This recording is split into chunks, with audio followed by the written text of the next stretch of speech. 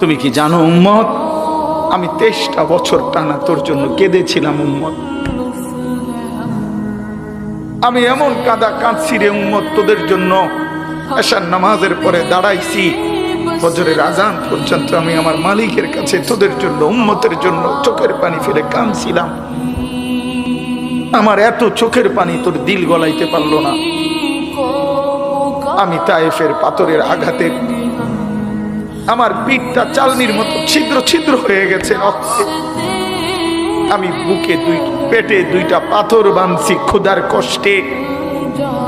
আমি উহুদের দান্দান শহীদ করা রক্তে উহুদের ময়দানে পড়েছিলাম বেহুশ হয়ে। আমার ঘরের চুলায় 3 মাস রান্নার জন্য কোনোদিন চুলায় আগুন জ্বলে নাই। আমার এত চোখের পানি, এত রক্ত, এত ক্ষুধার কষ্ট, কিছুই তোর মন গলাইতে পারলো না, তোরে সেজদা দিতে পারলো না।